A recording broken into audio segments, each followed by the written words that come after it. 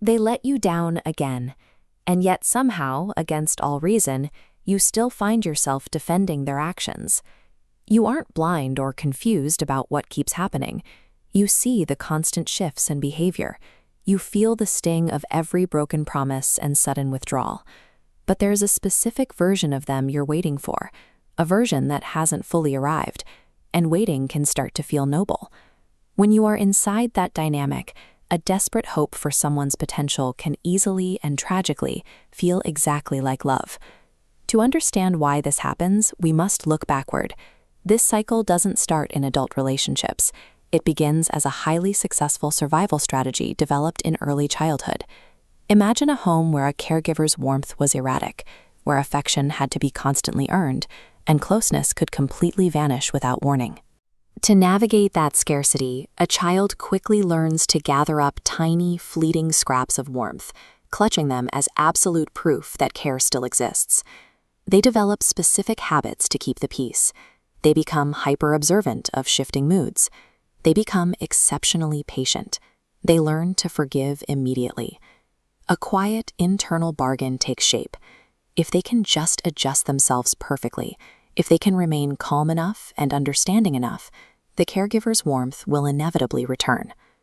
This deeply unpredictable environment hardwires a dangerous foundational rule into the developing brain, the belief that love means waiting.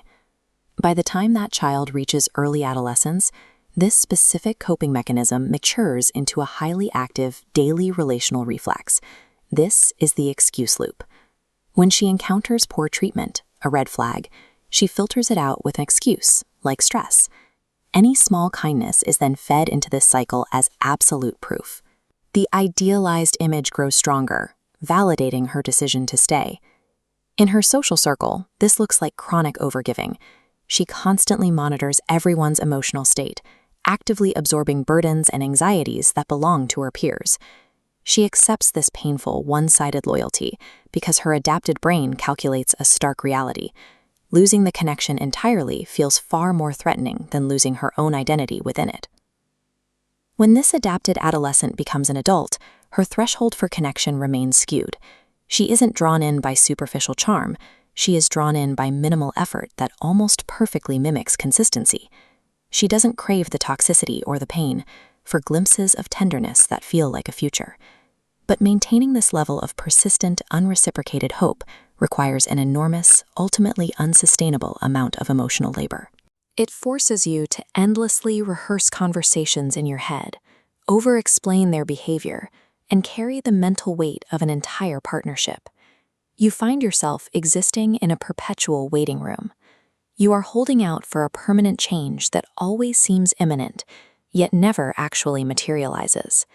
And slowly, you become more committed to their potential than to your own peace. Eventually, a quiet, grounding realization takes hold. You see that your endless endurance isn't proof of a healthy relationship. It is simply proof of your own deeply ingrained habits. Placing blind faith in people simply felt emotionally safer than accepting the harsh, rejecting reality of their actual behavior. And that does not make you foolish. It makes you familiar with waiting.